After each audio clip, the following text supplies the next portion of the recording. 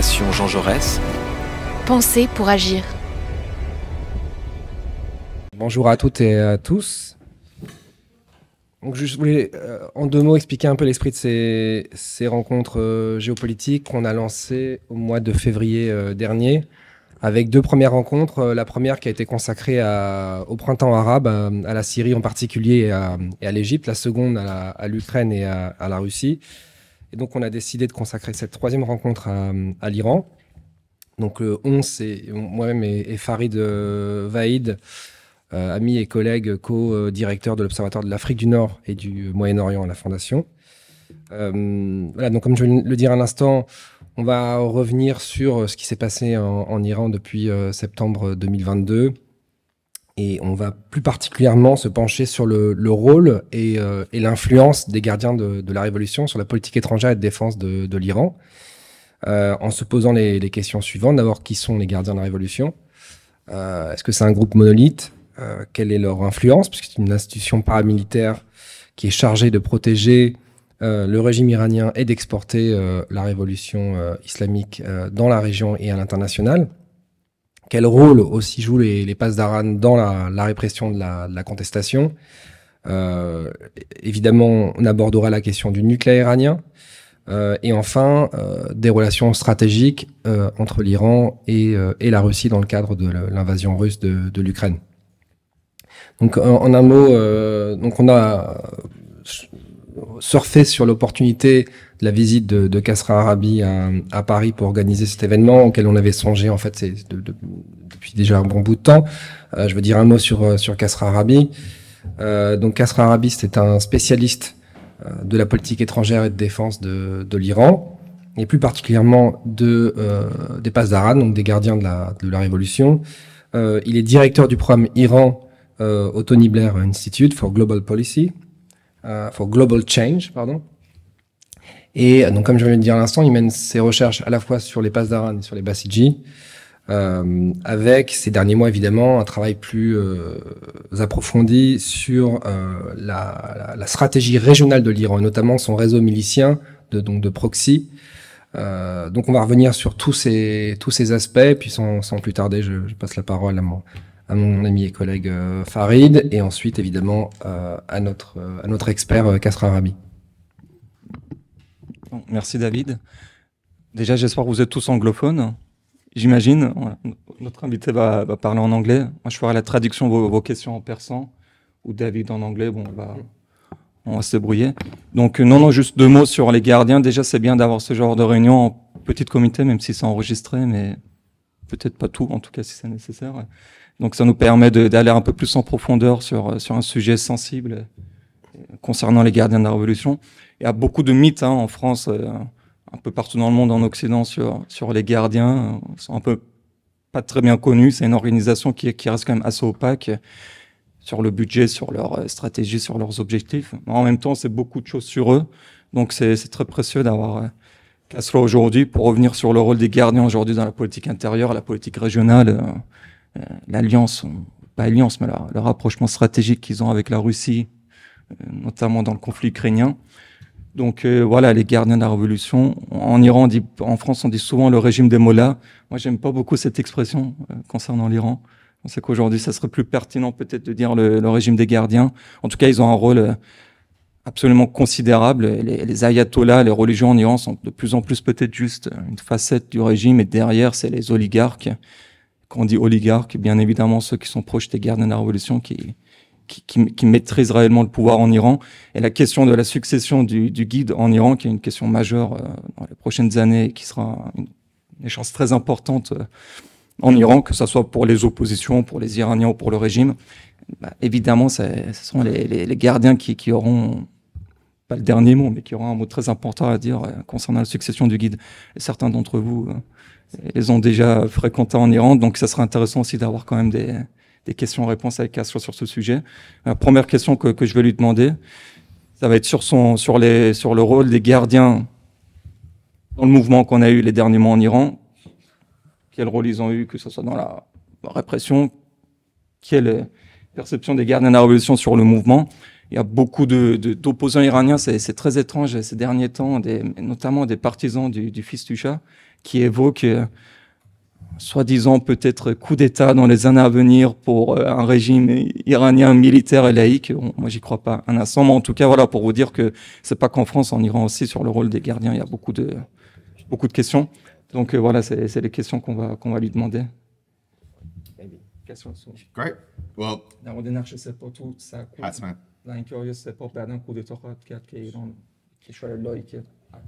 And if I may, just a sec, maybe it would be, I think, talking about the format of this meeting, I think it would be interesting to have like a 15 minutes. You brief the journalist, and then we have a Q&A session, right? And we touch all the issues that I just talked about, and also, of course, Farid.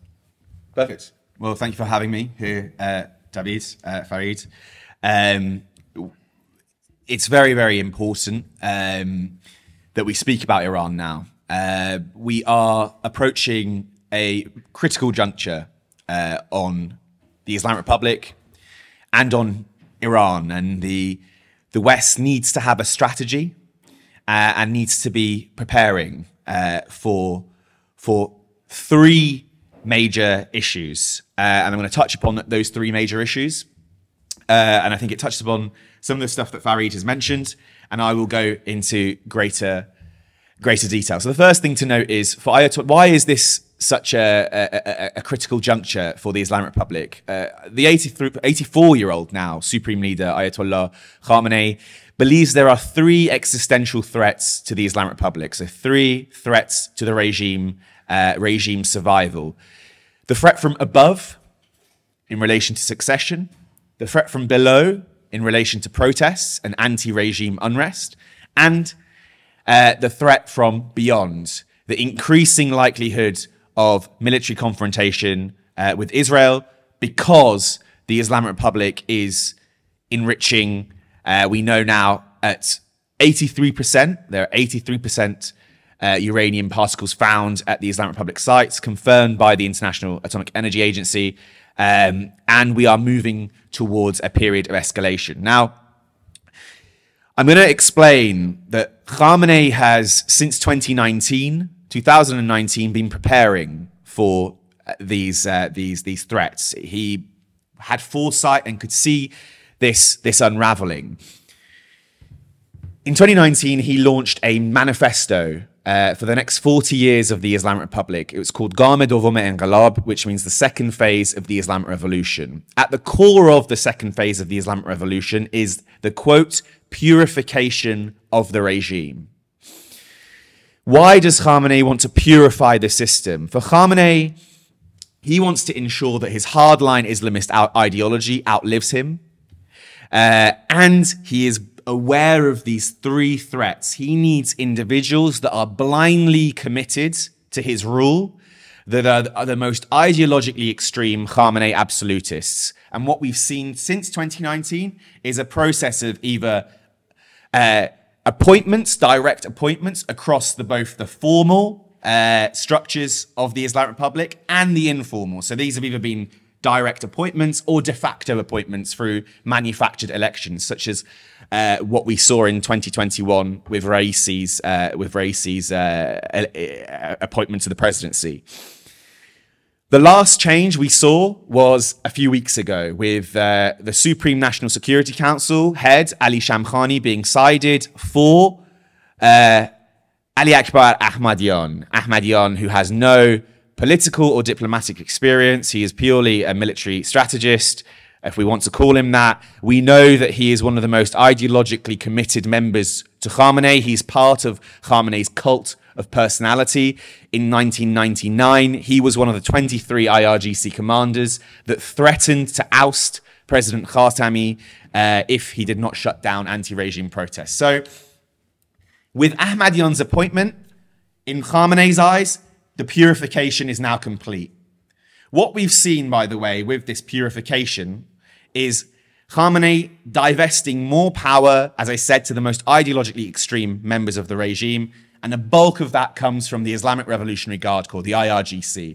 The IRGC has formed Khamenei's cult of personality. They have shown consistently how far they're prepared to go to preserve the clerical regime by consistently spilling blood on the Iranian streets. And I will say on this point, we shouldn't separate the clergy from the IRGC. The IRGC's DNA is a clerical DNA. The IRGC's elite, the IRGC, the way it operates, it is an Islamist extremist organization. Indoctrination, radicalization accounts for more than 50% of training in the IRGC. So more than 50% of training in the IRGC is radicalization. And according to the text, the internal training manuals that I've got hold of, that I've analyzed and published about, and now I'm doing a PhD on it, I don't know why. The internal training manuals are explicitly, they're violent, Islamist, and extremist in nature. In these manuals, they're calling for the members to wage jihad against Jews, Christians, and Zoroastrians, based on the quote, they have unacceptable faith and they must either convert to Islam or be executed. And they're teaching their recruits that Iranians who oppose the regimes are muharibs. They are waging war against God, and they must not only be executed, but they must be tortured prior to their death. The last 3 executions in Iran, only a few weeks ago, the 3 young men who were charged, they weren't charged for anything other than being a muharib. So this is being implemented. We should not separate the IRGC from the clerical regime. The clerical regime is the clerics who are indoctrinating the IRGC, and in the internal structure of the Revolutionary Guard, in the promotion system, they give priority to ideological commitment over technical expertise. So the more ideologically extreme you are, the higher you get to the top. So the idea that there will be a military coup is not going to happen. The IRGC and the clergy's ideology is one, and in terms of interests, they are one as well. We know that the IRGC controls about, at the very, very least, 40% of the Iranian economy. What we should see the IRGC commanders, they're clerics, hardline Islamist clerics in military uniform. So the idea that this is going to lead to kind of coup d'etat is not going to happen. So that we're talking about the above now, and this is very, very important because let's address the first of the 3 threats, the threat from above, the threat in relation to succession. Khamenei has now completed his purification project. We have seen the IRGCization of the regime. So the IRGC forms the foundation of the Raisi administration. We have an IRGC parliament. We have the technocrats now in Iran. Raisi's led to a new cohort of technocrats closely linked to the IRGC and controlled by the Supreme Leader's office, the Imam Saderis. So we have seen for the first time ideological synergy between the office of Supreme Leader, IRGC, and now the technocrats.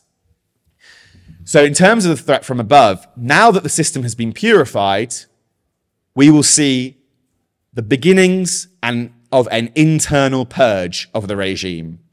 And this purge will seek to cleanse any individual or faction Khamenei's office perceives as being potentially threatening or potentially disruptive when the Supreme Leader dies and when the issue of succession surfaces. This purge, this cleansing now of the entire system, is taking at the behest of Mojtaba Khamenei, Khamenei's son, who is in charge of the office of Supreme Leader, and he's tipped to be next Supreme Leader. So in terms of the first threat, the threat from above, Khamenei believes now that the system is purified, he can confidently move ahead with the purging of the elite of the regime to make sure that their absolutist Khamenei preserve power. By the way, the people they're getting rid of, they still believe in the Islamic Republic, but Khamenei perceives these people as not being Khamenei absolutists, so he's trying to oust them. Now let's go to the second threat, the threat from below. We have seen since September unprecedented wave of protests in Iran. They've been unprecedented in their size, they've been unprecedented in their scale and their longevity. Not 8 months now and the protests are still going on. The media's attention has shifted away, but the protests have still been there. And that's usually the case. But these protests aren't a flash in the pan moment. They're not random. This protest movement began in 2017. In 2017, we saw a new trend of unrest in Iran, one that was explicitly anti-regime, calling for the collapse of the Islamic Republic in its entirety. And crucially, the protests took place in rural areas, which are traditionally considered as regime strongholds, and among the working class, who are considered the regime's core constituency. So we see that the even the core constituency, the core base of the regime, is fragmenting. We have now reached 8 months of protest in Iran. Through the cleansing of the system again, Khamenei is preparing to crack down on these protesters, on Iranian civilians, like never before. So we're on the verge of seeing the suppressive apparatus launch a major suppression to levels that we've not seen before. We've already seen that since November, we've seen chemical attacks against schoolgirls in schools in Iran. There have been more than 300 chemical attacks, chemical poisonings at schools, high schools, targeting Iranian schoolgirls. Why? Because Iranian schoolgirls have been leading the protests, which is remarkable in their bravery. Iranian schoolgirls have been taking off their hijab, they've been confronting ideological symbols, and they've been at the forefront of these protests. The regime is now taking revenge on them through these attacks. We're seeing unprecedented executions, etc., etc. So that brutality is going to continue. We are on the verge of this second wave of protests in Iran. That is about to begin. We're seeing signs of it already happening. And there is strong rumor, I was speaking to my networks inside of Iran, not just in the cities, but in the rural areas. People genuinely now believe that state subsidies for oil and gas are going to be cut further. All the signs indicate that the Raisi administration is going to implement this and is going to rise the price of oil and gas. That will trigger nationwide protests again. We're already seeing these protests, by the way. They've not gone away, but we're going to see it en masse. So that protest landscape is going to be there. Khamenei, however, again believes through the purification of the state, he has installed the IRGC at the helm. And the IRGC has both the capability and the capacity and the willingness to confront these unarmed civilians. We've seen that in the past, so that we're entering that phase as well. Now let's go to the external threat. The external threat, very briefly, because I want to open it up to the Q&A and we can talk more in detail about policy options and what the West can do, by the way, to weaken the suppressive forces of the regime and support the Iranian people's aspirations. Externally, we've seen that the Islamic Republic is now fully militarily supporting Putin's war in Ukraine. This started off as a tactical cooperation. It's now much deeper. I would go as far as describing it, based on the intelligence we've received and the structural changes within the IRGC. What started off as a, quote, marriage of convenience is now, I would say, a marriage of ideas. They're unified in their ideas, not ideology. Obviously, their ideology, one is an Islamist ideology, the other is a Russo-Slavic, ultra-nationalist ideology. But where do these ideologies meet? They are unified in wanting the collapse of the illiberal international rules-based order, the collapse of the US, and the collapse and confrontation with liberal values globally. That's what unites Putin and Khamenei and the IRGC together. We now know that the Iranians are providing drones, more than 400 supplied, but it's about more than this. We've seen that the Iranians have built warehouses in Russia based off intelligence to build UAVs inside Russia to supply weapons to the front. We know that Russia is now transferring technologies to the Islamic Republic, including satellite technology that could be used for the ballistic missiles. And against the backdrop, in October this year, the UN ban on ballistic missile testing for the Islamic Republic will expire as part of the JCPOA. So that's another consideration to take. So in terms of Russia, the Islamic Republic is supporting them. We're likely to see, based off what we're seeing and monitoring, cooperation between the IRGC Quds Force and the Wagner Group in the sub-Saharan Africa. They're both very present in sub-Saharan Africa, and they're likely to converge. And we could see a scenario where Putin has access to Iran's non-state actor groups. In the region, we see that the Islamic Republic has signed up to the China-brokered deal, the China-brokered Saudi deal. But take a step back. Why is this all happening? Khamenei believes the liberal world order is in decline. A new world order is taking shape, led by China, Russia, and he believes the Islamic Republic of Iran. And he's now intent to speed up the collapse of the US-led order. That's going to lead to recklessness. That's going to lead to strategic errors. That's going to lead to escalation. As well as this, they're preparing for a major escalation and confrontation with Israel. As I said, The Islamic Republic is now enriching uranium at 83%, just short of 90% for a bomb. There is a circle within Khamenei's office, the Beit Rahbari, that believes that now is the best time to nuclearize, to militarize the nuclear program. And the structural changes through this purification suggest that because of the IRGCization, we're now going to be moving towards confrontation with Israel. This confrontation will take place through two means. Proxy attacks against Israel through a multi-front approach, as well as IRGC terrorism targeting Jews worldwide. So not Israelis in Israel, the Jewish community globally, in Europe, as well as other parts of the world. We will see a rise in IRGC terrorism against the Jewish community and the Iranian diaspora community. And that directly links back to the protest, because for the first time, we've seen the Iranian diaspora mobilize as well across Europe, and it's been pretty successful. The IRGC has said we must ensure that this does not happen again. I think Europe needs to take that very, very seriously, and we can discuss what policy options are on the table given these three threats that are existing against Khamenei's regime. I'll end it there. So. Juste sur la stratégie régionale, si tu pourrais te traduire en même temps pour Kasra, je le ferai. Yeah. Je pense que un point aussi qu'on n'a pas peut-être abordé, ce qui est pour moi très intéressant, c'est que le régime a un côté très idéologique, certes, mais peut faire parfois preuve d'une certaine forme de pragmatisme, peut-être même cynique. Ce qui est intéressant pour moi dans les derniers mois de la politique étrangère de l'Iran, c'est l'accord avec l'Arabie Saoudite.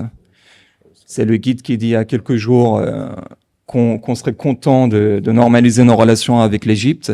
Donc on voit que la République islamique normalise ses relations avec les pays arabes de la région. Pourquoi? Sans doute pour sortir un peu de cet isolement international. Pour les Saoudiens, c'est tout bénef aussi. Ils ont un accord avec l'Iran au moment où la République islamique est quand même relativement en position de faiblesse. Et je trouve que d'un point de vue occidental, c'est très intéressant d'analyser comment la République islamique est en train de normaliser sa relation avec des pays qui sont les alliés de l'Occident. Donc, je pense que c'est important de revenir quand même sur ça aussi. Yeah, on that point, look, the Islamic Republic's hostility, Khamenei's hostility towards Saudi Arabia hasn't gone away. At best, we can call this a tactical delay to focus on the greater enemy. The greater enemy is Israel. That's what's driving this rapprochement with the Arab world, with Saudi Arabia, with the incoming normalization with Egypt. Because let's look at the substance of the agreement. There's no substance to it. As far as Khamenei is concerned and the IRGC is concerned, there's no commitment to changing their strategy or policy. As I said, in the short term, at the very best, we'll see a tactical delay of hostilities against Saudi Arabia. Let's go back to Ayatollah Khamenei, the founder of the Islamic Revolution. Ayatollah Khomeini, he once said that I may sign an agreement, a peace deal with Saddam, but I'll never sign a peace agreement with those who are occupying Islam's holy lands, the Al Saud family. If you study the IRGC doctrine and the radicalization material, according to that radicalization material, they're teaching their recruits that the Al Saud family are, quote, Jewish, and that they have been imposed by the British, and that they have been imposed there to cause division within Islam. This ideological hostility has not gone away. Let's not forget, the people in charge right now, particularly the people in charge, Raisi, Amir Abdullahian, the Islamic Republic's foreign minister, he's an IRGC Quds Force affiliate. He has been extremely ideologically hostile to Saudi Arabia up until recently. As far as this is concerned, this pragmatism is a tactical pragmatism. And that is to shift resources towards Israel. There's two elements to this, by the way. One is because they believe Israel is more isolated than before, and they believe that the US-led order is collapsing. The US does not want to stay in the region. Afghanistan proved that. The Biden administration has zero interest in getting military engaged in the Middle East. So they believe that this is their best opportunity to speed up that collapse of the US-led order and escalate against Israel. That's the first thing. But the second thing as well, given that they're enriching at 83% uranium, according to the military doctrine, if the Islamic Republic is to face a confrontation with Israel, a full-scale conflict, it wants its full attention to be on Israel and not to be overstretched, not to be committed to fighting against any other state in the region, not to be completely focused on Israel. So this normalization agreement should be viewed from that lens. We have to understand what is driving Khamenei and the IRGC. What's the substance of the agreement? There's no commitment from the Islamic Republic. There's no commitment from the Revolutionary Guard. The person who signed the agreement, who led the negotiations, Ali Shamkhani, he's been put aside. Ali Shamkhani has a diplomatic and a political background, as well as being an IRGC commander. Who's replaced him? Ali Akbar Ahmadian, someone who only has a military background and was one of the key figures for carving up the Islamic Republic's asymmetrical doctrine in the Persian Gulf to counter and target the US forces, the US presence in the Persian Gulf and the Straits of Hormuz. We have a purely ideological and military individual, and someone Khamenei believes is a military strategist. That's another sign to say that in the region, on the surface, it looks like normalization, great for peace, great for regional stability. Let's dig deeper. Let's see what's driving this. Let's understand Khamenei and the IRGC's motivations. And they suggest that actually it's the opposite. Tactical delay to focus on the greater enemy. And as I said, we're entering a phase of escalation. When I say escalation, I mean that Khamenei has this newfound confidence. He's purified the system. He's got ideological absolutists at his helm, yes men, and he believes now he can undertake his policies more effectively, and that will be targeting Israel. So we're entering a dangerous phase, in my opinion, on all fronts. Donc si vous avez des questions, on peut prendre des questions. Oui, je pense qu'on a une bonne vingtaine de minutes déjà. On va prendre deux premières questions. Yves, si vous pouvez vous présenter en fait pour Kasra.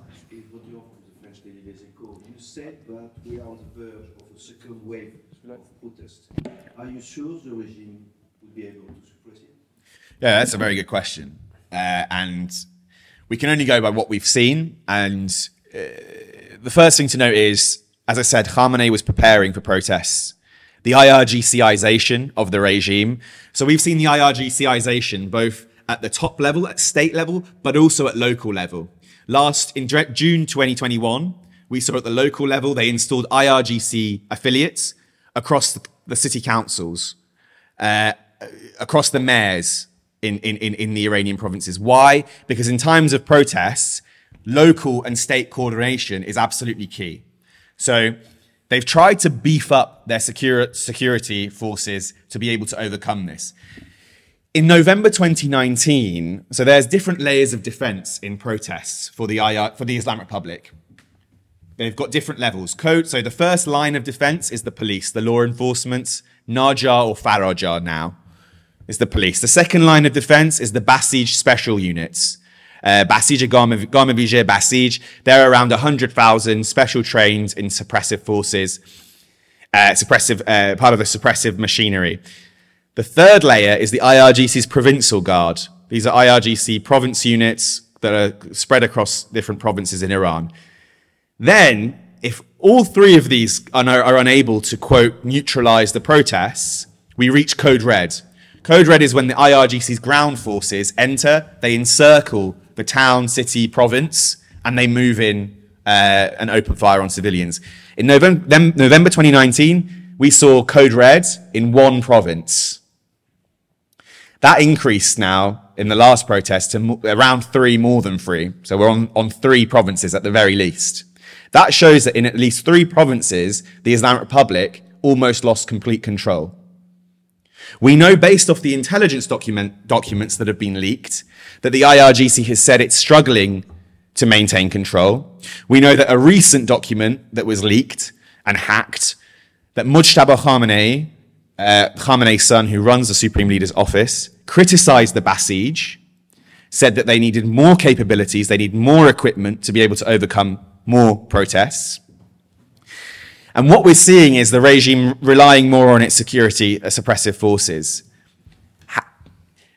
How widespread these protests are, the more widespread they are, the more strain they have on the regime. This is going to continue. The people of Iran have made it absolutely clear that they want regime change. We did polling inside of Iran using an encrypted polling agency. So you can't do polling in Iran telephone or face-to-face because it's a totalitarian regime and you get punished, even executed for answering the way you want to. But using encrypted services, we saw that these protests were not just about the hijab. We know that 72% of men oppose the hijab, 74% of Iranian women oppose the hijab. 84% of those who oppose the hijab, the compulsory hijab, want regime change. 84%. These protests are not going away. Khamenei is preparing to overcome them, and he's relying more on the suppressive forces. So the suppressive machinery is all he has at his disposal. Now, it's not a case of if anymore. It's about when the Islamic Republic is going to collapse. Based off intelligence on the streets, as well as some of the nations I've been speaking to and in the conversations I've been having, I think that conclusion has been made. But it's all about the timeline. International policy, Western policy, French policy, British policy, German policy, European policy, can affect that timeline by weakening the suppressive forces of the regime, by weakening the regime's ability to violently crack down on unarmed civilians. How do you do that?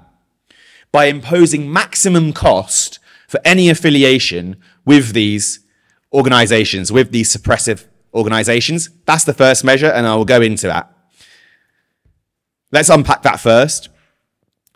Listing the IRGC as a terrorist organization is an absolutely critical measure. First, for French national security, because existing sanctions on the IRGC do not prohibit the dissemination and propagation of violent Islamist extremist propaganda that the IRGC is spreading across France. We know that's happening. In Paris and in London, I'm sad to say, we saw an IRGC-affiliated anthem, Salute Commander, propaganda anthem. It's called Salute Commander. It was created in Iran by the IRGC with the goal of brainwashing children. It's been translated to multiple languages. It's been filmed in multiple European countries. It's been filmed inside Paris, where children declare their commitment to become martyrs in the path of Khamenei and the 12th Imam, whom Shias believe was withdrawn into disappearance by God in 874 AD, and he'll return. And when he returns, there'll be an apocalyptic war against the non-believers, and Jews will be eradicated according to this militaristic doctrine of Mahdiism. In that song, French Shia children declare their willingness to become martyrs in that path. That's taking place in France and in Britain because existing sanctions on the IRGC do not prohibit the spreading of IRGC violent Islamist extremist propaganda.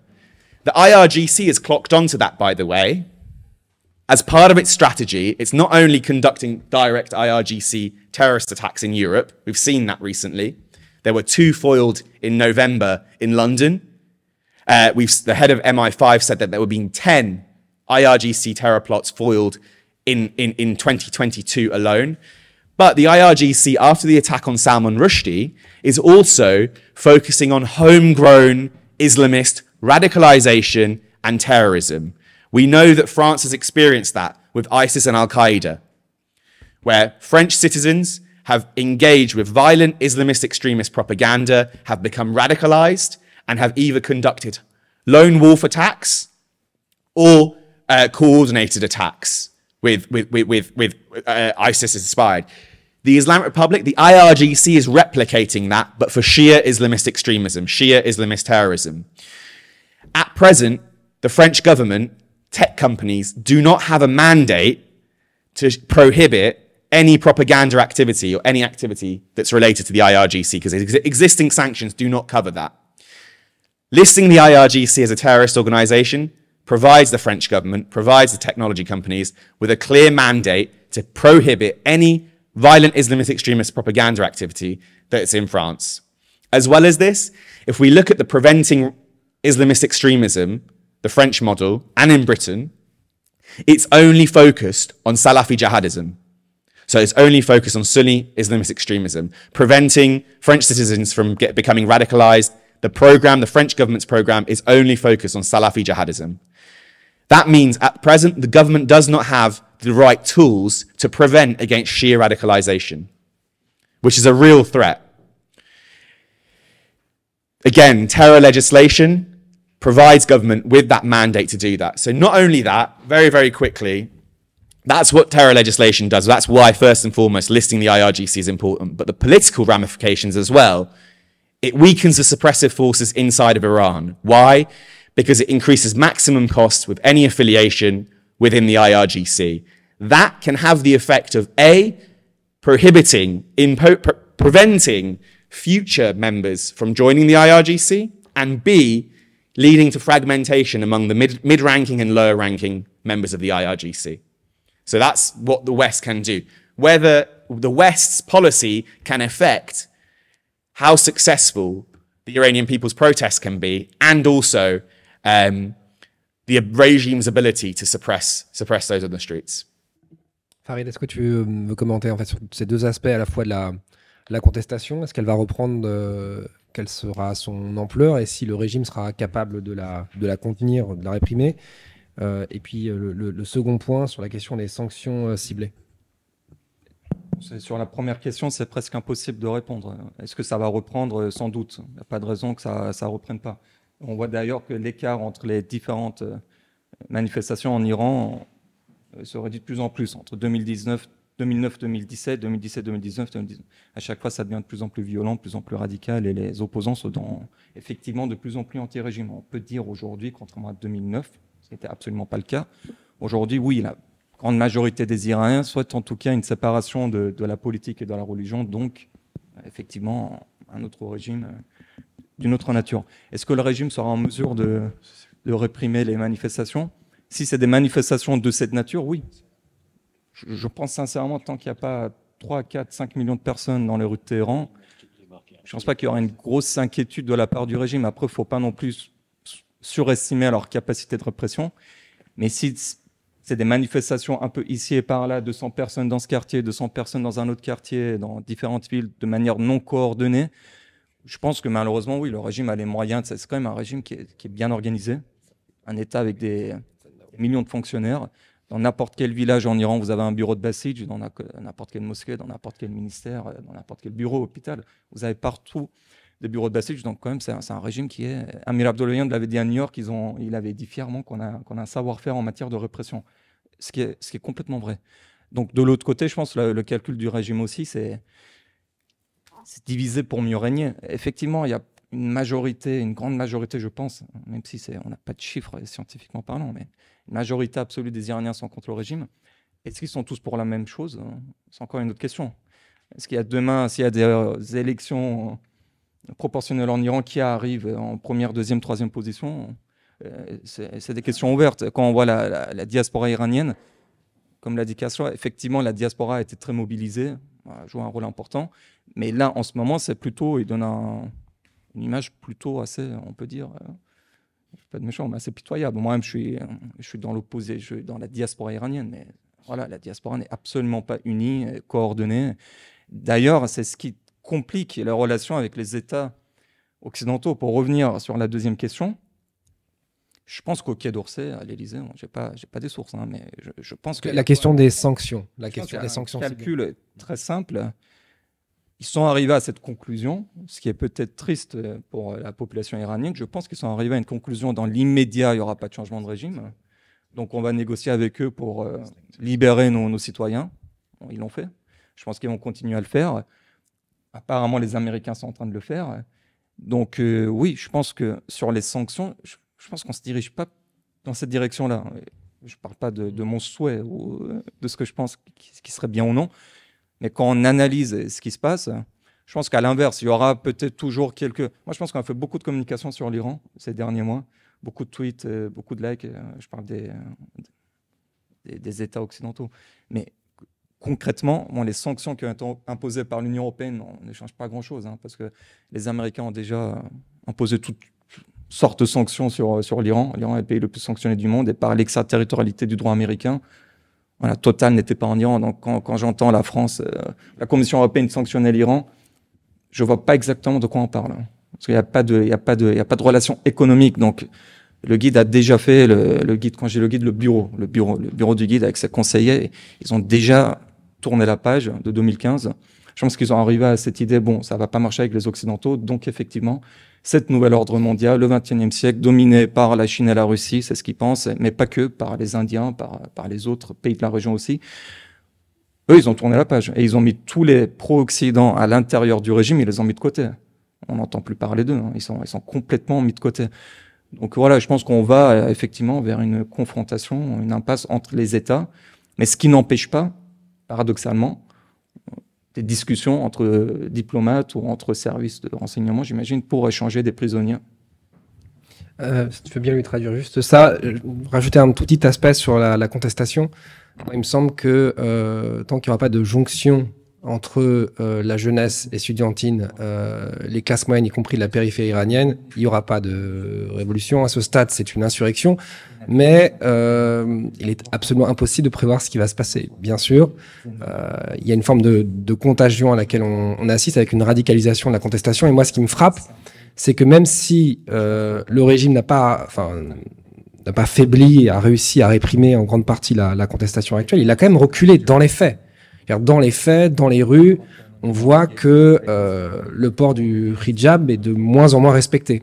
Donc ça veut dire que quand même, il y a un moment de bascule avec un recul de facto du régime iranien qui quand même avait fait du hijab un symbole de la norme islamique et de la révolution islamique. Donc c'est pas rien, je veux dire, c'est pas du tout un épiphénomène, et c'est très intéressant la manière dont le régime d'ailleurs gère cette question du recul de la norme islamique dans l'espace public iranien.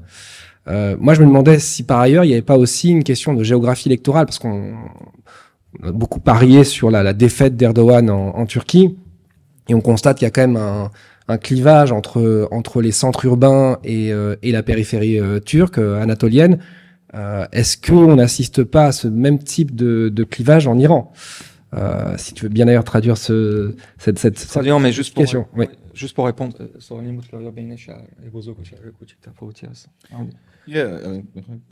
Je pense que sur la vision ou sur la relation à l'islam, à la religion, aux valeurs conservatrices, oui, il y a quand même clairement une différence entre le nord de Téhéran et la campagne.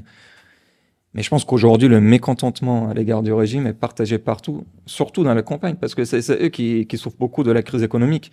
Donc en fait, faut garder en tête que le premier souci pour beaucoup d'Iraniens aujourd'hui, c'est pas le voile, c'est la situation économique. Et donc c'est pas le nord de Téhéran qui est le plus touché par la crise économique, c'est les petites villes ou la campagne. Et eux, je pense qu'ils sont arrivés aujourd'hui à cette conclusion qu'avec eux, il n'y aura pas de prospérité économique. Donc c'est peut-être moins idéologique ou politique et leur je vais pas dire leur lutte, parce que leur mobilisation contre le régime, mais c'est tout simplement parce qu'ils n'ont pas à manger. Donc je pense qu'aujourd'hui, ils sont tous arrivés, voilà, à cette idée que la corruption, surtout la corruption systématique à l'intérieur du régime, empêche une prospérité de l'ensemble du pays. Kasra? I would say that actually the cleavage between rural and urban Iran is often overstated. I believe that, as I said, in 2017, so traditionally those who oppose the regime have been middle-class Iranians concentrated in the urban cities. But this is a bit of an outdated model. It's out of touch. It was maybe applicable to Iran 20 years ago in the 1990s. Yes, in the 1990s this existed, but today it doesn't. We know that since 2017, we saw protests being led by anti-regime. When the anti-regime protest movement began, it started in 2017 and it was led by working class Iranians, lower class Iranians in rural areas. We saw Mashhad and Qom, two cities that are considered the most stronghold of the regime. They were at the heart of the protests. We've seen this consistently. I want to give you some stats as well. What we've seen in Iran, in Iranian society, and this began in the early 1990s, but now it's expanded to unprecedented levels, is a liberalization and secularization of Iranian society. And as I said, today, this has reached unprecedented levels. According to the polling that we have conducted, as well as supported by the intelligence that we've got on the ground, only 26% of urban Iranians, 26%, only 26% say they pray 5 times a day. And only 33% of rural Iranians say they pray 5 times a day. So not only are people opposed to the Islamic Republic, they have also detached themselves from Islam as a whole. And that's understandable given that in the past 44 years, we've seen authoritarian brutality conducted in the name of Islam. So we've seen this secularization of Iranian society, which I think needs to be on the agenda. Back to your point very quickly as well. There's a cohort of so-called reformists who are tied to the so-called reform faction inside of the Islamic Republic. These are elites in the Islamic Republic. They want the survival of the Islamic Republic. They are cut from the same cloth as the regime. There was a recently published article inside of Iran that said revolution in Iran is happening. They conceded that there will be a revolution in Iran. However, the regime had 2 options. There was still a chance to survive if the regime conducts a revolution from above. So they say only a revolution from above can neutralize the people's revolution from below. They believe that Khamenei himself is the main barrier to a revolution from above, and they're pinning their hopes to the next supreme leader. Well, who's going to be the next supreme leader? There are 2 candidates. Ebrahim Raisi, who we know where he stands, we've seen where he stands, and Mujtaba Khamenei. They are hoping that Mujtaba Khamenei can implement this revolution from above. How realistic is that? They're saying that Mujtaba Khamenei could potentially become like other young leaders in the Middle East who have emerged as radical reformers across the Arab world. Is that realistic for Mujtaba? No. Mujtaba, we can tell from his life experience, his circle, his close circle of contacts, and his vision, not only is he not a radical reformer, so he's not a radical reformer, but actually he will continue the path of his father with even greater energy and youthful spirit, with even more rigor. We know that. So the idea that there will be a revolution from above in Iran, that's just not going to happen. That's false. That leaves only one option. According to what the elites in the Islamic Republic themselves are saying, revolution from below. That will happen. And I think that all the signs indicate that that second wave of protests is about to start. I'd go back to policy and how important Western policy is. Very, very quickly, on the policy point, the first thing to note is we know, what we've just discussed today. Inside of Iran, the regime is relying on its suppressive apparatus, and it knows that it's facing a revolution. It's empowered the most radical zealots, the most radical ideological extremists across the regime. It's empowered the IRGC, and it's relying on its suppressive forces more so than ever. We know that according to intelligence, the suppressive forces are under pressure. If there is no doubt that if sanctions are eased on the Islamic Republic, if Khamenei receives billions of dollars in sanctions relief, that will not go into the hands of the Iranian people, but it will be used to empower and bolster the forces that are suppressing them on the street. So that's the first point. Sanctions won't help the Iranian people. They'll strengthen the security forces, because that's what Khamenei needs right now. Secondly, just as Putin's regime, the Islamic Republic is an oligarchic, kleptocratic regime that is corrupt to its core. While the hardline clerics and the IRGC commanders enforce a violent Islamist extremist order on the Iranian people, killing women for showing a bit of hair, their sons, their daughters, their families, the Arazades, as we call them, the noble-born, live lavish lifestyles on corrupt money in Paris, in London, in Berlin, across America, across Canada, in Toronto, in Vancouver. So just as we have put together, the West has put together a task force to identifying and sanctioning Russian oligarchs, elites, and their proxies, the same model needs to be applied against the oligarchs of the Islamic Republic. We need a transatlantic task force, an American-European task force that focuses exclusively on this issue and that goes around sanctioning them, because that's, you're hitting them where it hurts. Target their money, and target their money in Europe. I think with those three key policy levers that the West has at its disposal, first of all, and this targets the Islamic Republic, a task force sanctioning the elites and a task force for identifying Iranian regime oligarchs, preventing any sanctions relief being given to the Islamic Republic, and listing the IRGC as a terrorist organization. I think with those policy levers, the West can limit the bloodshed in this new wave of protests. Georges, est-ce que tu peux te présenter? Oui. I just come back from Iran for Yes, sir. 10 days there. I've been there for 26 years. And I agree with your first part, but the purification, I've been writing it from 2019. Yes. And I think you forgot to say that it was also in response after the US withdrawal. They were panicking because of the economy, etc. I don't see it that way. I think you're right on this issue, and I noticed, I wrote it yesterday in my newspaper, and some people around Khamenei told me that this purification is going to take place in university, because they identified the fire, the threat is coming from there. I don't agree with your second part of your, not because I don't agree, but I haven't seen, for my 10 days in Iran, I've seen students, diplomats, pro-regime, etc. Situation is calm. Situation is inflammable, but is calm.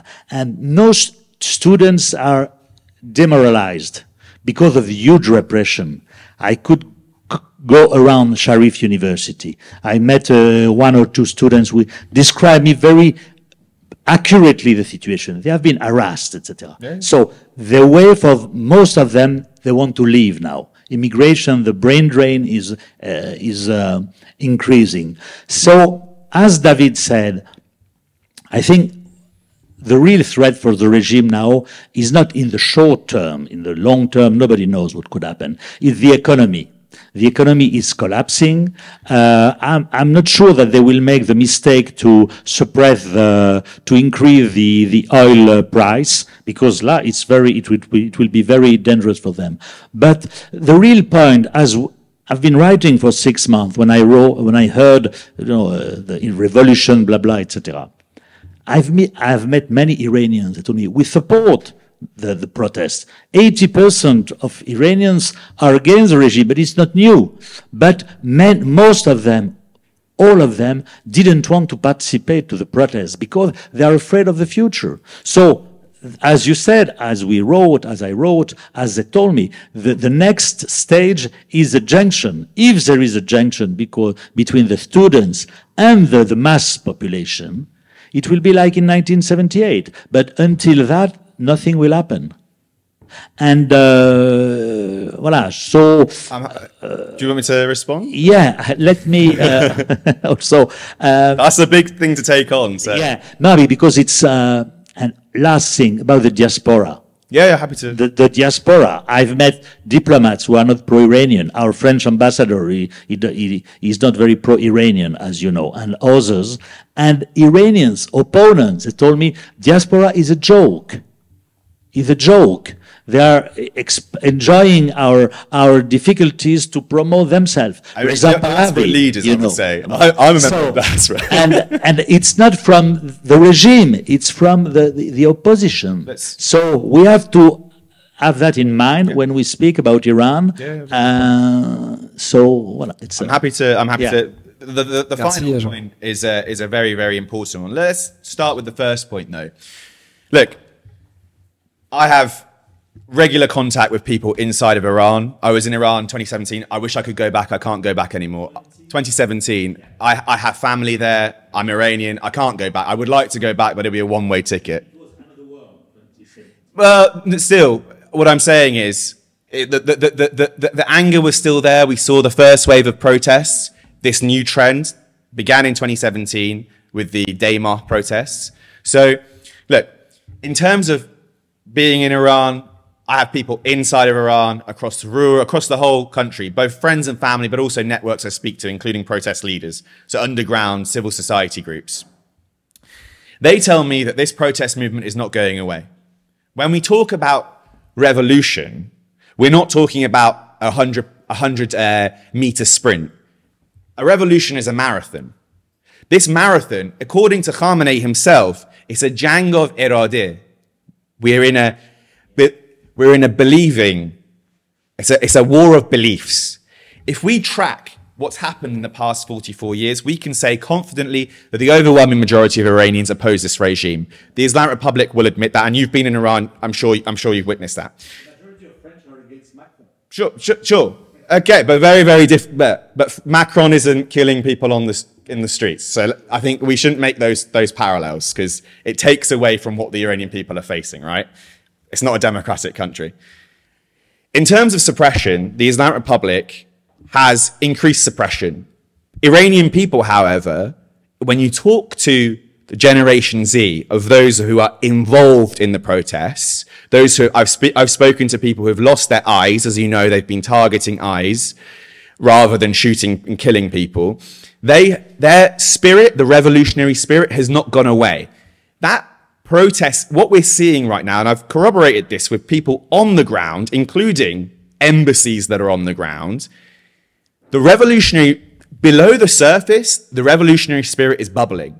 And it will only take a spark to bring people once back on the streets. The executions didn't spark any... let's hang on a second, because the last executions that we had, they did bring people on the streets. Limited, I appreciate that. But what I'm talking about here is, to reach that point, a revolution is a process.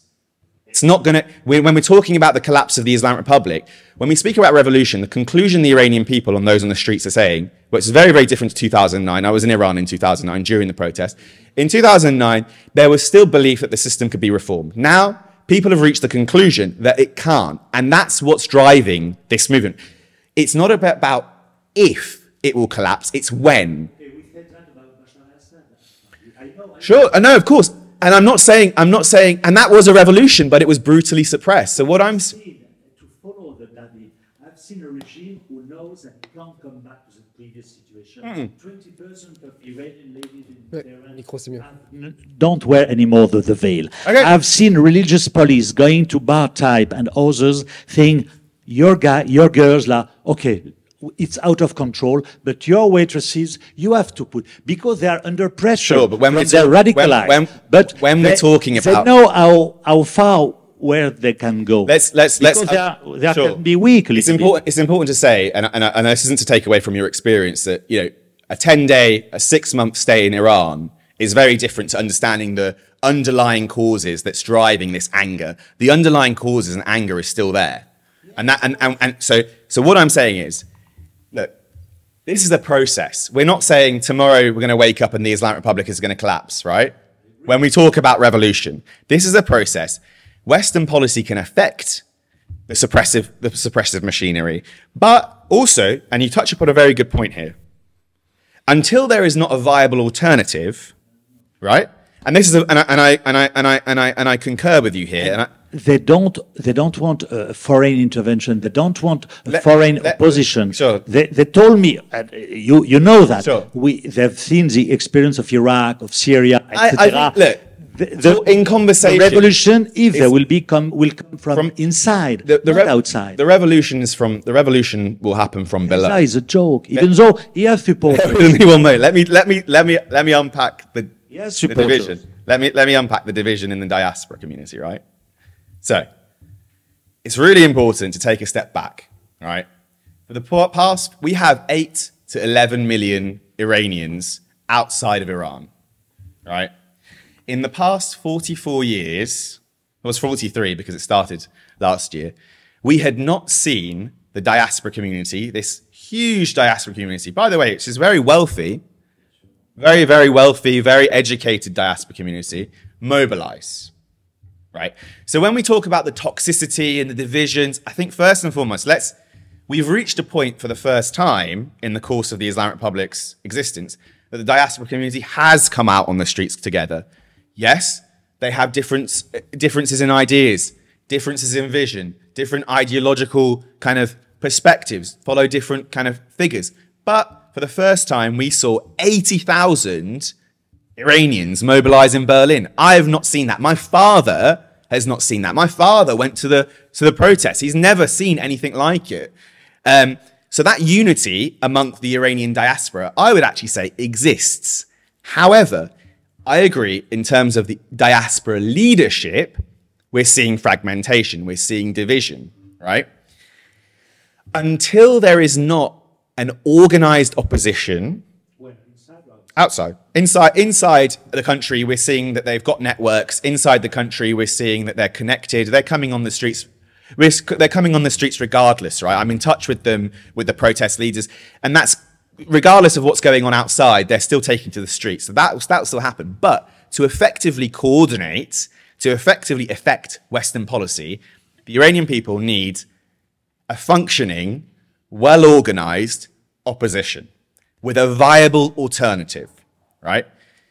The divisions that we see today it was triggered by the IRGC cyber army itself. Lay the traps. Lay the traps. It's a very heated environment. Of course, you have to understand, people are living in exile. We can't go back to Iran. I'd love to go and see my family in Iran, right? That environment, it's a very, very emotional environment. It's a very, very, people for the first time have come together. The regime lays the traps to cause division, and unfortunately, some of the diaspora leaders, some of the diaspora community fell into the trap, and that's caused divisions, right? I agree with you on your point about the diaspora needs to come together. It needs to be organized. It needs to have a viable alternative, because until that viable alternative doesn't exist. Yeah, of course. Yes, yeah, it's. Yeah. It's not very new. Bon, est-ce qu'on. Oui. Sure. Voilà. Please. I want to ask a question about the relationship between Russia and Yeah, Iran sure. now, and about the strategical issue about the drones. Yeah. Till now, there was a sort of gentleman agreement between Moscow and Tel Aviv about the questions of intervention in Syria, especially from the Israeli aviation. Now, you think that after this cooperation between Russia and Iran, these relations between Israeli and Russia will change a lot? And there is now a completely new situation about the question of the war, the possible war between Iran and Israel? Yeah, sure. Very, very, very, very good question. So, as I said, on the Russia-Islamic Republic partnership, that is a partnership centered on ideas now. Khamenei, as I said, he believes that there's a civilizational aspect to this.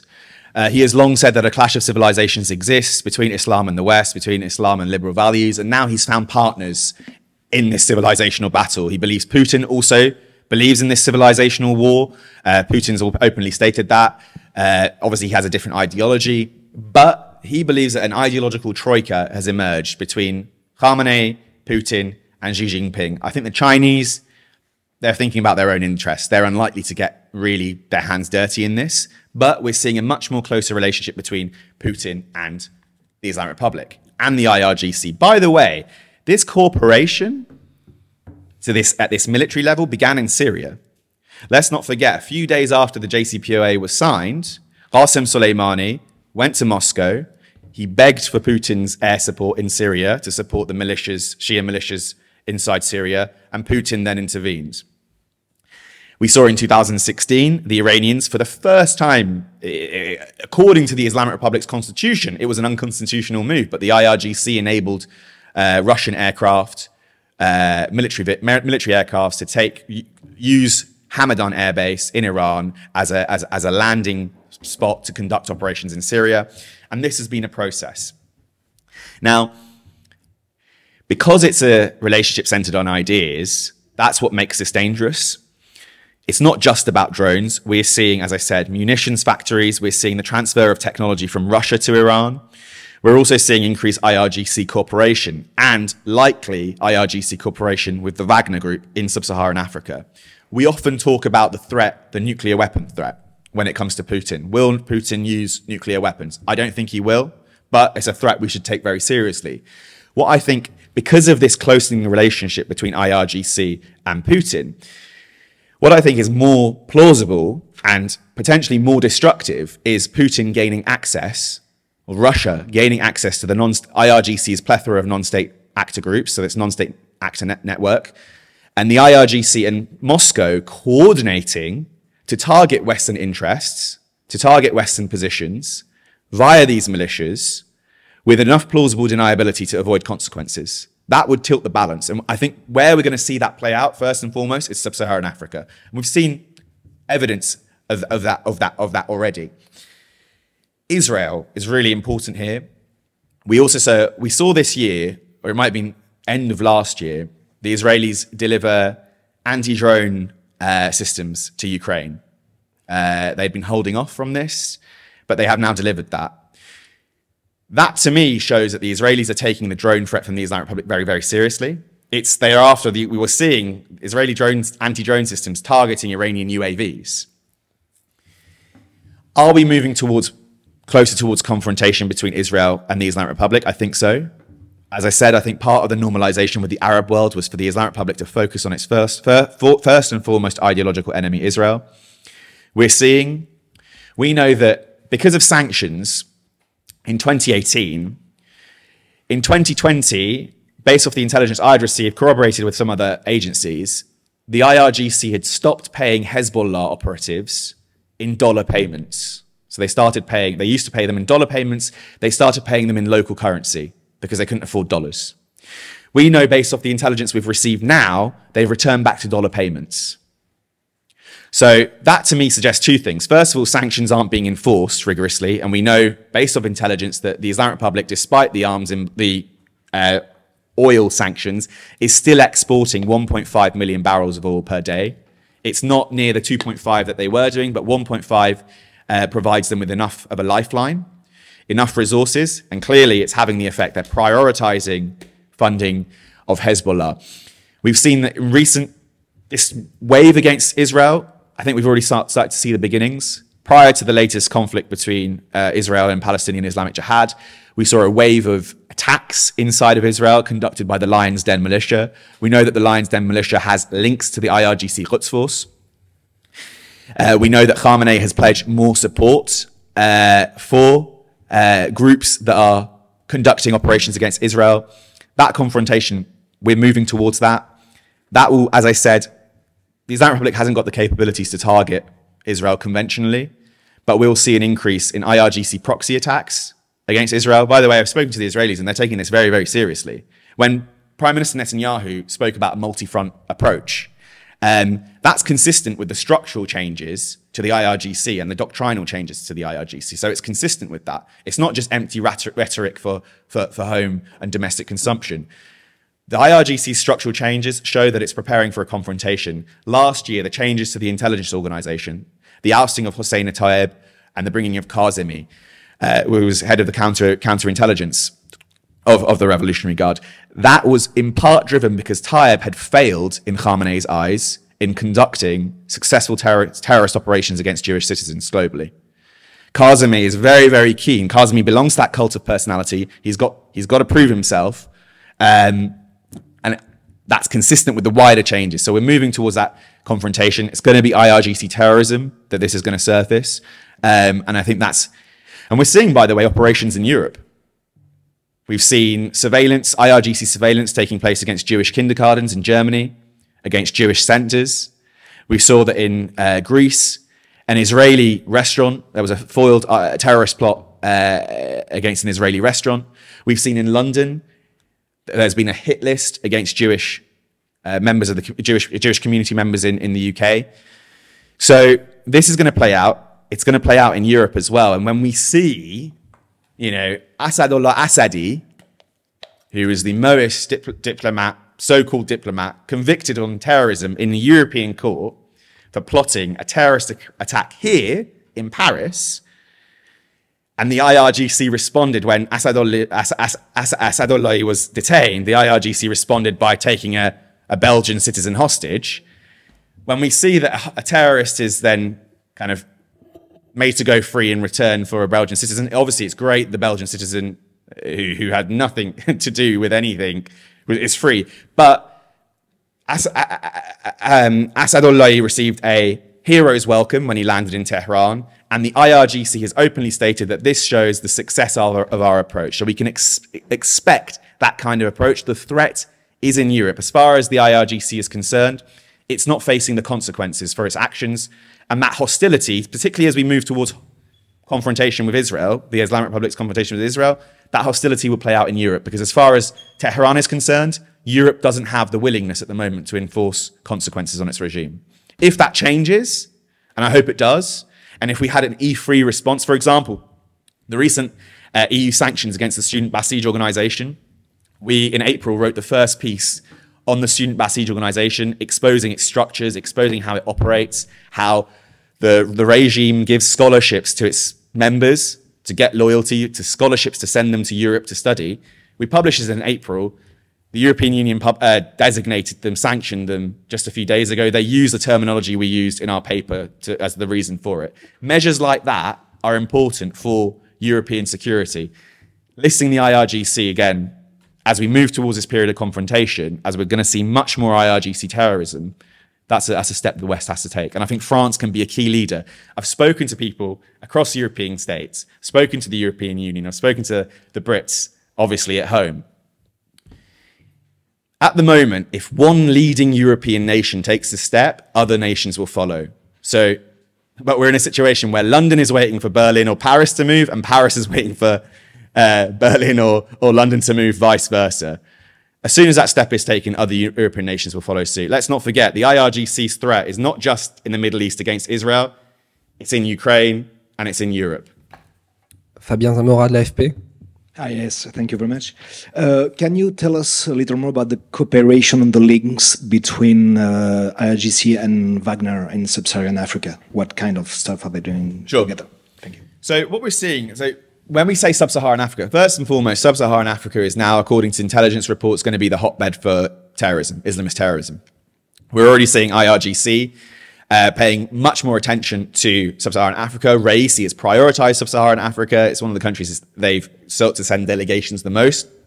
And what they've created across Sub-Saharan Africa is a soft power infrastructure. This soft power infrastructure is designed, first and foremost, to convert local populations to Shia Islam. And we've seen this in Nigeria, in Niger. To recruit and radicalize individuals, local individuals, for operations. And we've seen this operations play out in Kenya, for example. In Ethiopia, not so long ago, we saw IRGC operatives seeking to attack the UAE and the Israeli embassy and Israeli officials. So what we've done is we've layered this soft power infrastructure, this IRGC soft power infrastructure, by the way, because it's led by the Al-Mustafa University. The Al-Mustafa University is sanctioned by the US for its role in directly recruiting and radicalizing local populations for IRGC militias and cells. Unfortunately, there's an Al-Mustafa branch in London. Unfortunately, there's an Al-Mustafa branch across Europe. We know there's one I think there's one in France, actually. There's definitely one in Germany. They've laid this soft power infrastructure. They're present where Wagner Group is present. That opens the possibility of intelligence sharing between the two. And if that happens, that creates a whole new scenario. And against the backdrop of this, we've got the UN ballistic missile testing embargo expiring on the Islamic Republic in October 2023. So in October 23, as part of the so-called JCPOA that is dead, but unfortunately there seems to be an attachment to it. When that happens, given the fact that the Russians are transferring satellite technology to the Iranians, again, that creates a huge, huge problem. But in Africa, as I said, if you overlay the soft power network, the soft power infrastructure of the IRGC in sub-Saharan Africa, in the countries that the Wagner Group is present, as I said, Niger is one of them. Central African Republic is another. They overlap with the IRGC, with the Wagner Group, and that opens up the possibility, given that we're seeing this level of coordination, that's something seriously to watch. If that happens, we will see coordination. Even intelligence sharing will lead to coordination on attacks against the West. Let's not forget, we've got IRGC people in Ukraine now providing logistical support. We've got IRGC drones in Ukraine, and that military cooperation is expanding. Juste une toute petite remarque sur l'affrontement Israël-Iran. C'était une guerre par procuration, comme vous le savez, mais qui s'est accélérée, dont par ailleurs, si vous voulez, les théâtres d'opération aussi se sont diversifiés, puisqu'on a vu par exemple un renforcement de la coopération tactique entre le Hamas et les Gardiens, notamment au Liban, pas uniquement d'ailleurs dans le sud Liban, avec les tirs de roquettes du Hamas depuis le Liban sur le territoire israélien. Et puis par ailleurs, cette confrontation, elle s'est amplifiée, elle est désormais directe et plus simplement indirecte, et dans tous les domaines, y compris évidemment dans le domaine du cyber, avec aussi un ciblage israélien dans le ciel syrien des Pasdarans, et pas simplement d'objectifs pro-iraniens, c'est-à-dire de milices pro-iraniennes en territoire syrien, mais aussi et directement en tapant du côté des gardiens de la révolution. D'ailleurs, ça correspond, si vous voulez, ça fait écho à la doctrine de la pieuvre, une expression, enfin, qui relève bien sûr de la communication publique israélienne du précédent premier ministre israélien Naftali Bennett, qui expliquait qu'il fallait réorienter la stratégie israélienne, ne plus simplement s'attaquer aux tentacules, c'est-à-dire au proxy iranien, mais aussi frapper à la tête du régime. On l'a constaté ces dernières années avec un certain nombre d'assassinats de scientifiques directement impliqués dans le développement du programme nucléaire iranien, mais aussi désormais des gardiens de la révolution qui sont les stratégistes qui justement sont en charge du réseau milicien pro-iranien au Levant, et qui donc ont une influence directe et indirecte sur la stratégie militaire, sur la stratégie politique, sur la stratégie et l'influence financière de l'Iran au Levant. Et donc moi ce qui me frappe, c'est vraiment l'accélération de cette confrontation, son amplification, et désormais vraiment un affrontement qui devient de plus en plus direct et ouvert. Est-ce qu'on peut prendre peut-être deux autres questions? Est-ce que vous avez une ou d'autres questions avant que je donne la parole à Farid, peut-être pour revenir sur ce qu'on vient de dire sur la coopération russo-iranienne? Corentin? Donc Corentin Penarguer de l'Express. I would like to get your insight about Bashar al-Assad normalizations with Arab states. What does Tehran think about these normalizations? Do they go along with it? And will it change anything about Iran's involvement in Syria? Sure. It's again a very good question. In terms of how the Islamic Republic views it, first of all, it views it as a victory. It views it as part of this, first of all, as part of this collapsing of the US-led order. It supports their theory that the US-led order, the liberal international rules-based order, is collapsing. So it's consistent with that project. Practically speaking, they welcome this. The Islamic Republic is very, very well entrenched in Syria. We know that they have set the Fatimiyun militia, which is, according to the IRGC, what they've sought to create is a Hezbollah of Afghanistan, an Afghanistani Hezbollah is very, very present in Syria. They've set up military bases alongside the border with Israel, on the northern border of Israel. They are very, very well entrenched. We see that there is a mass soft power operation and infrastructure being built in Syria, just as they did in southern Lebanon. So this is focusing primarily on converting local populations to Shia Islam, so subscribing to Ayatollah Khamenei's version of Shia Islam. They're building schools, they're building mosques, they're building religious centers, they're providing incentives for people to convert and subscribe to these organizations. They've created a Basij. This includes giving people money, targeting children, by the way, using the model that Hassan Shateri, an IRGC Quds Force commander, deployed in Lebanon as part of reconstruction of Lebanon. So what they did was they built schools, they built an infrastructure to recruit and radicalize local populations, particularly the youth. That's going on. But Bashar al-Assad also owes the Islamic Republic a lot of money. The Islamic Republic knows that it's not going away from Syria. It's very, very present there. Now it's created another border and line confronting Israel. As far as they're concerned, they're here to stay. The IRGC is very, very well entrenched there. But if the Arab states of the Persian Gulf are happy to finance projects in Syria, as far as Tehran is concerned, that's a win-win. Syria will be rebuilt with Arab money, with Gulf money, but they control the streets. And we end up in a situation like Lebanon. This is actually the model that happened in Lebanon, and in the end, the Arab states said, actually, we don't want to finance projects for then Hezbollah to take over and use as their own buildings, as their own infrastructure, because they control the streets. So as far as Tehran is concerned, they welcome this. First of all, at the ideological level, they believe it's more evidence that the US-led order and the liberal world order is collapsed. They believe it proves that they've won in Syria. It's going to lead to the strengthening of the so-called resistance axis. Syria is the main artery for the transfer of missiles, weapons, logistical support to Hezbollah. And they believe that economically, the Arabs will spend the money and they will reap the rewards. So as far as Tehran is concerned, this is a win-win. They believe that the idea that the Arab states will be able to influence Bashar al-Assad, it's not going to happen. They've entrenched themselves, even within the Syrian National Army, they've entrenched their men. They've managed to recruit, radicalize, and buy off Syrian commanders. So as far as Tehran is concerned, win-win on all fronts. And as far as Assad is concerned, I think he's happy with that scenario as well. Whether it's sustainable, I think, is another issue.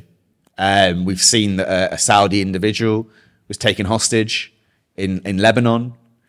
Again, on the surface, we're seeing these kind of acts of rapprochement. But I don't think the IRGC's intent, I think the IRGC's intent is something else, and we're misinterpreting that intent. But as I said, as far as they're concerned, win-win. Farid, est-ce que tu veux revenir sur ce qu'on vient de dire? Est-ce qu'il y a une autre question avant qu'on... Alors, on va prendre d'abord la question peut-être, et ensuite on viendra à Farid. Est-ce que tu peux te présenter? Oui, Rina Bassist, I'll monitor and Israeli public radio.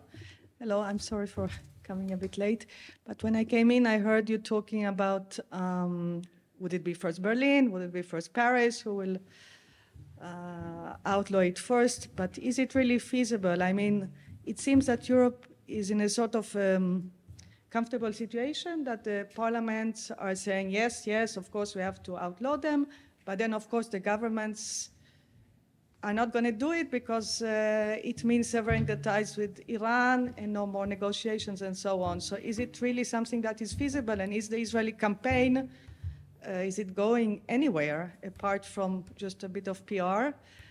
And I was wondering also a little bit also on the European arena, if you can give me your opinion, because there are two lines of sanctions. We have the sanctions, the human rights sanctions. There are the human rights sanctions, that we see again and again, and it's sort of corresponding with what the UK is doing and the Americans. They seem to be very well coordinated. And then you have the sanctions on the Iranian companies that are helping the Russians to hit Ukraine. You think, is this smart, a smart way to operate, that it's divided into these two, and what's the reason for it? Thank you. Sure.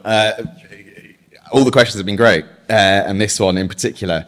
Look, in terms of where Europe is in relation to listing the IRGC, I would say, first of all, it's not just a PR campaign from Israel or the Iranian diaspora or anything like that. You know, we were the first organization in Europe to call for the listing of the IRGC in 2020, based off evidence, based off the internal training manuals that we received from inside the IRGC that shows the indoctrination of the IRGC is no different to the likes of ISIS, Al-Qaeda, or Hezbollah.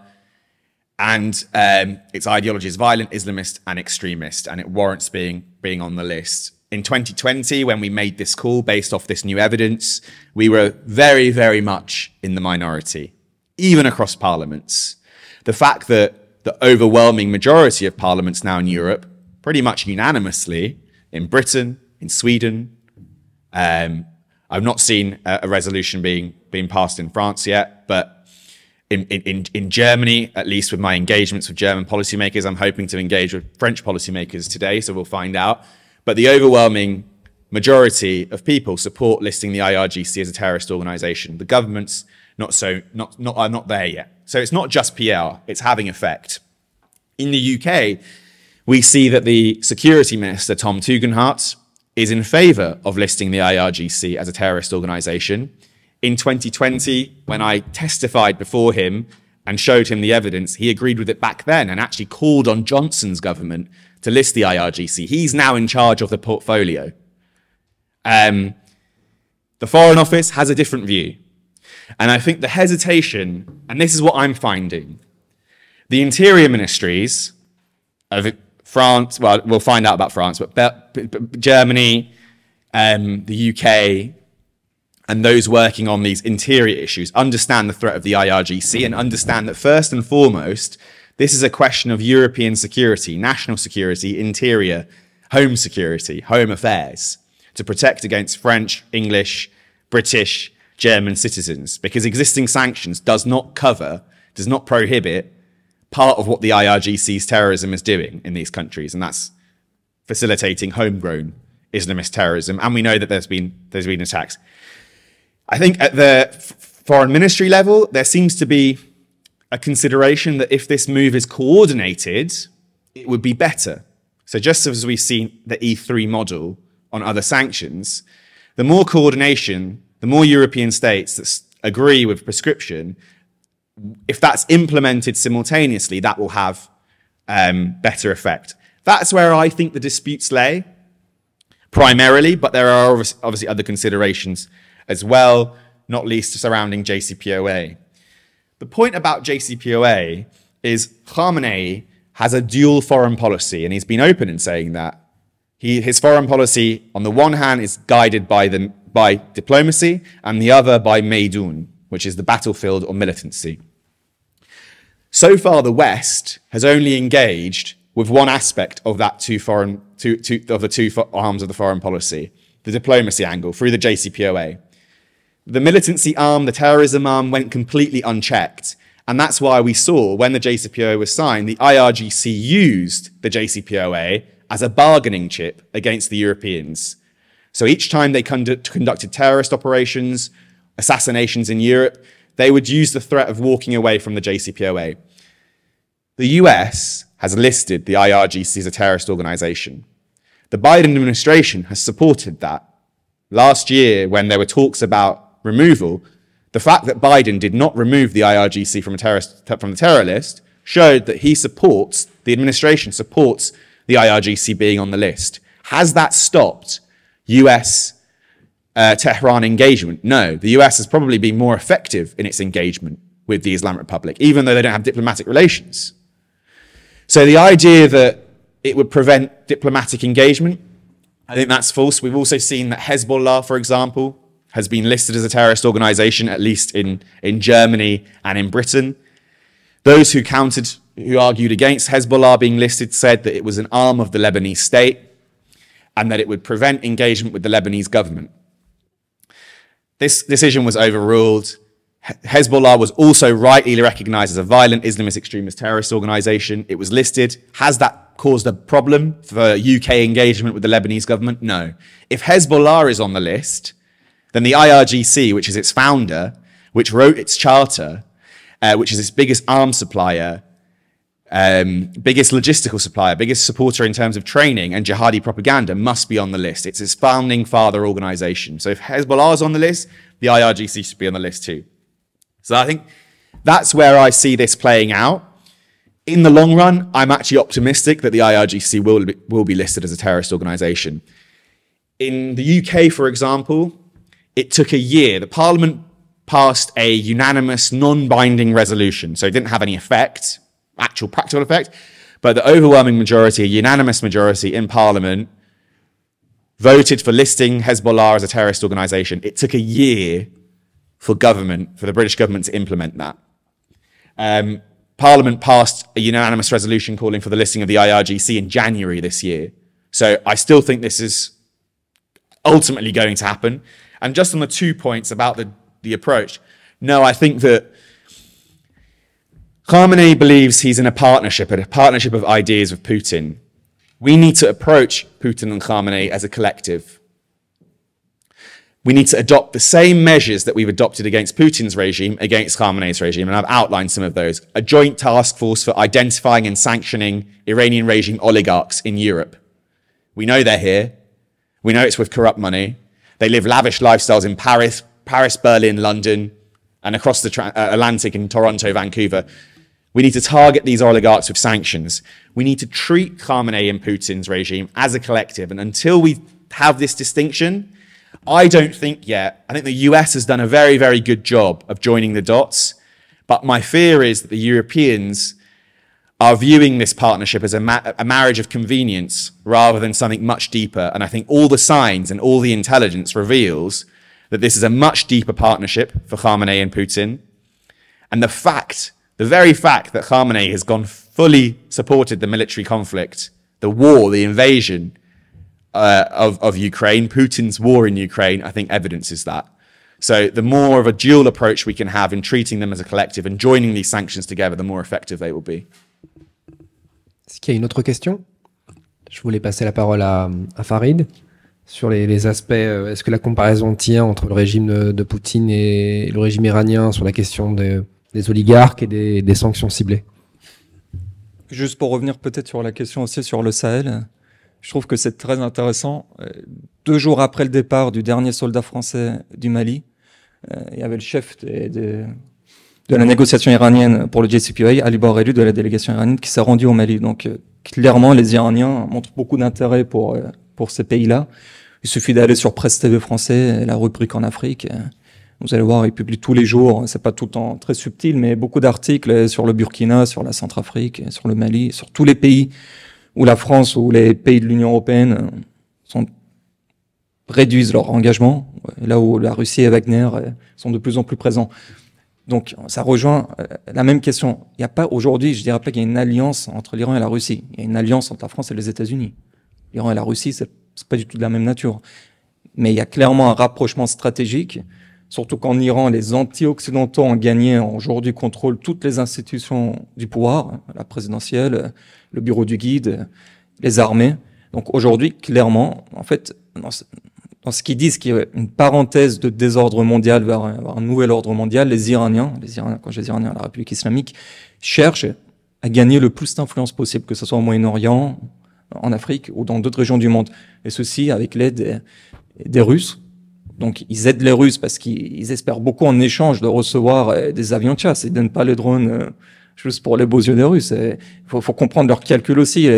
L'armée iranienne, les gardiens de la révolution souffrent aujourd'hui de manque d'avions de chasse. L'armée de l'air iranienne n'existe pas. depuis la révolution, depuis l'époque du Shah. Donc effectivement, des avions de chasse russes en Iran, ça peut être peut-être un game changer dans l'équilibre militaire de la région. Donc aujourd'hui, c'est du donnant-donnant. Il faut voir les Iraniens, les Russes, les Chinois, ce qu'ils donnent et ce qu'ils gagnent. Il n'y a pas une alliance par nature, hein.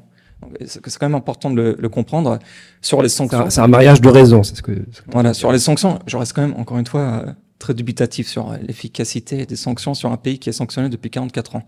Effectivement, sanctionner les oligarques et leurs enfants, ceux qui utilisent l'argent de leurs parents, hein, parce que on peut être peut-être, j'en sais rien, un enfant d'un oligarque anti-régime, ça doit exister, mais ceux qui viennent avec effectivement l'argent de leur père pour faire la fête à Saint-Tropez, il y en a, on les connaît.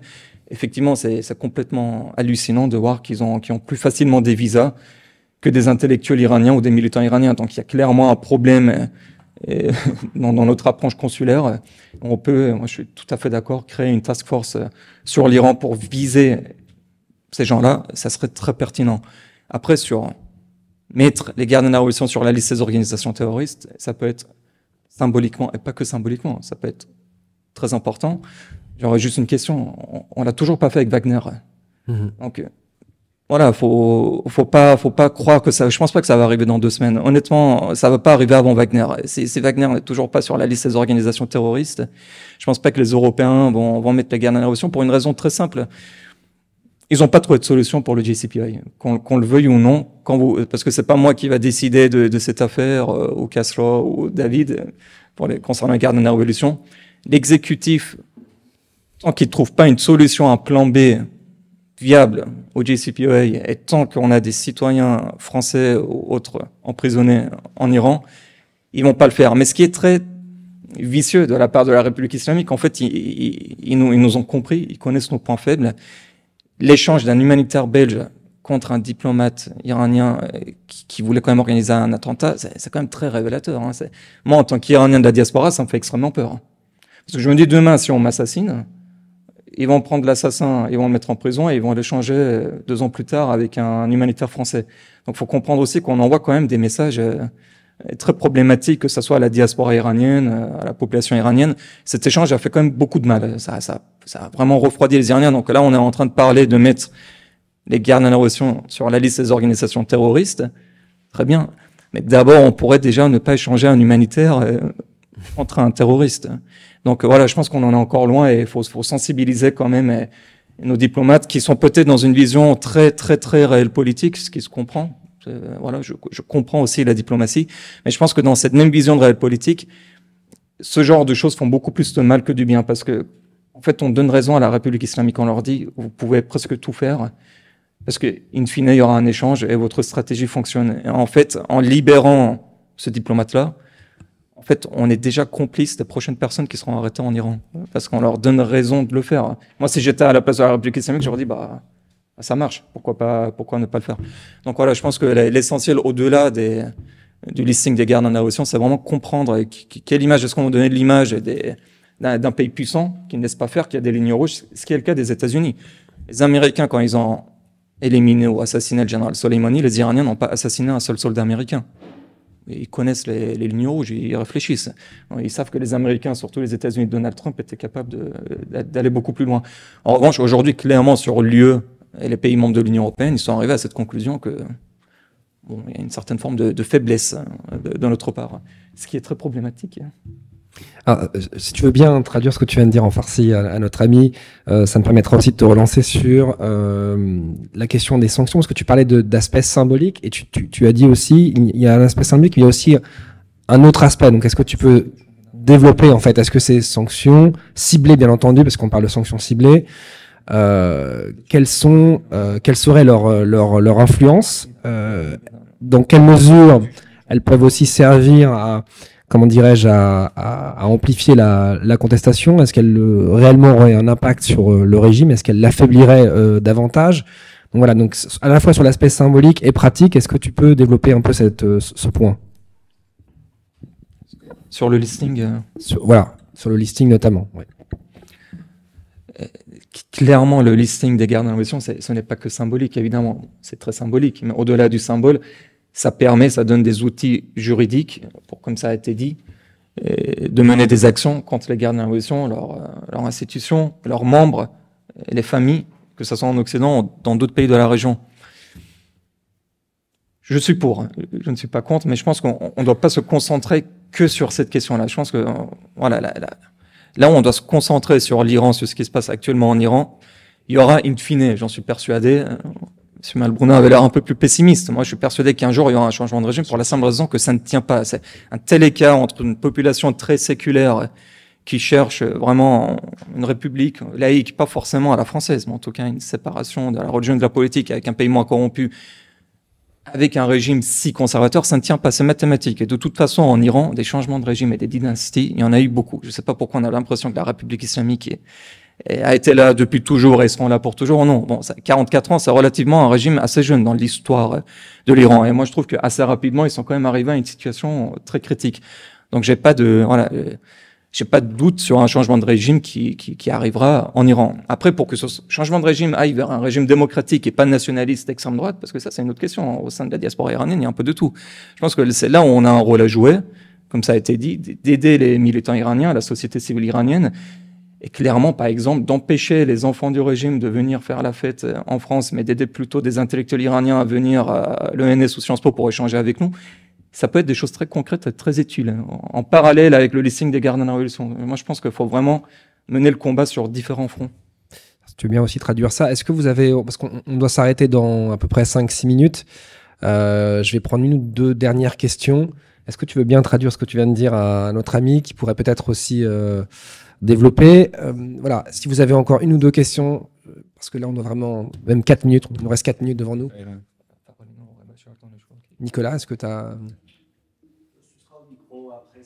Ok, bien sûr, bien sûr. Donc, oui, une dernière question. There was a very interesting visit in Israel not so long ago of what in Israel, he was defined in Israel as the crown prince or the héritier. I don't know how you would define him. Again, is it just a question of PR or is he playing a real role for you? No, I think it's very, very important. Look, let's look at the reaction of the, first of all, let's put this into context.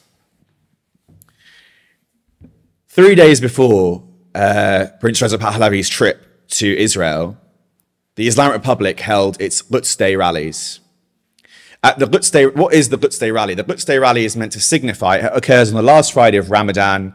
Khomeini started this, where Muslims worldwide would march, and it's meant to signify marching towards the destruction of Israel and, quote, liberating Palestine from the Jewish occupiers, is what they say. During that Quds Day rally, we see unprecedented anti-Semitic content and propaganda being published, both inside of Iran and across all their centers, including in Europe. There's Holocaust denial. There's calling for the eradication of the state of Israel. So 3 days before Prince Reza Pahlavi's trip, that took place. He visited Israel to commemorate Holocaust Memorial. The contrast of those two events shows what Iran will be like post-Islamic Republic.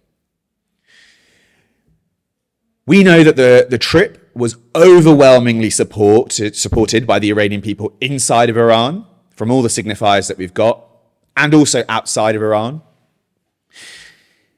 A good friend of mine, one of the leading Iranian media personalities and journalists, who is foreign-based, of course, he had an interview with Prime Minister Netanyahu, Pouria Zerati.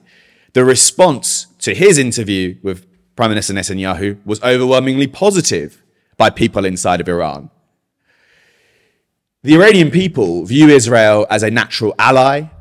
They have a deep bond with Jewish people. We have a big Jewish community inside of Iran too. I don't think these are just PR occurrences. I think they're very, very important, very, very symbolic, but also it gives a glimpse as to what Iran can be when the Islamic Republic collapses. And I say when because, as I said, it's a question of when rather than if. So I would say that was a very, very important trip. The response to it gives you an idea as to where the Iranian people stand. And we need more trips like that. The opposition still needs to come together. It needs to become organized. It needs to present a viable alternative. But the fact that this took place, I'm very glad that Israel did this and hosted Prince Reza Pahlavi because it was very, very symbolic. Look, whether the diaspora community agrees with it or not, or whether, as in, agrees with Reza, the Prince Reza Pahlavi or not, is a matter, first of all, neither here nor there. The people of Iran, based on all the surveys we have, position him as one of the most popular figures. Does that mean that the Iranian people are calling back for the return of the monarchy? Probably not. I think that actually, whatever happens, it will be a secular and democratic state. What style of government? That's for the Iranian people to decide in a free and fair election.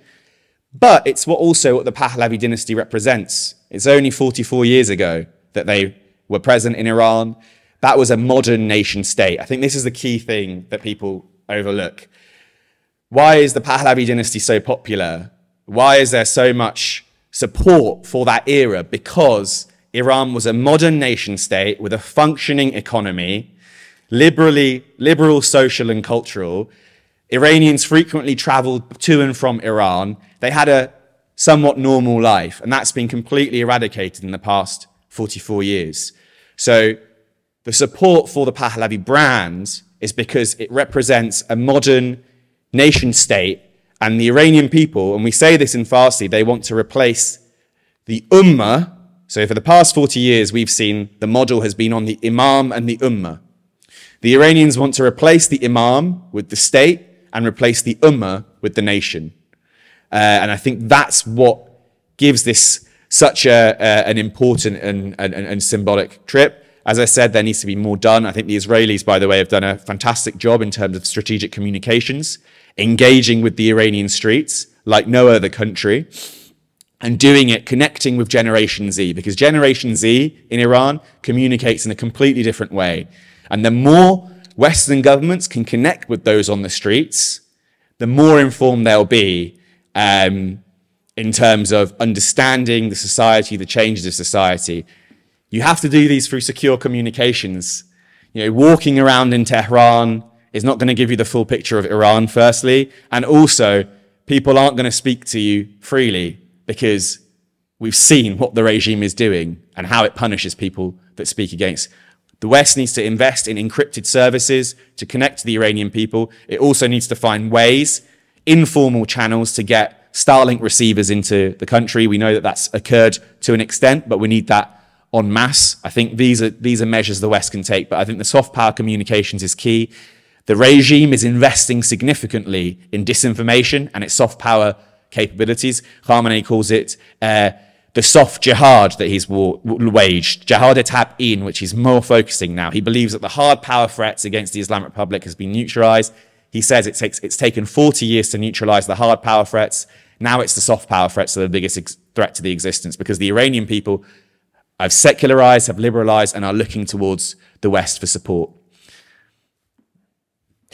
Moi, si je peux me permettre quand même en termes de, pour le coup, sur le plan strictement, on va dire, de la communication, moi je suis pas du tout expert de l'Iran, mais en revanche, venir en Israël alors que le pays traverse une crise systémique, que ce gouvernement droite, extrême droite, essaye de mettre en place une forme de nouveau régime libéral, je suis pas sûr que c'était forcément une bonne idée. En tout cas, je parle du timing. Je comprends bien évidemment que les enjeux vont bien plus loin que l'actualité politique israélienne, et que sa venue en Israël ne correspondait pas à une volonté de sa part de soutenir l'actuelle coalition israélienne, mais on ne peut pas ne pas faire le constat quand même du bad timing. Enfin, en tout cas, c'est moins qu'on puisse dire.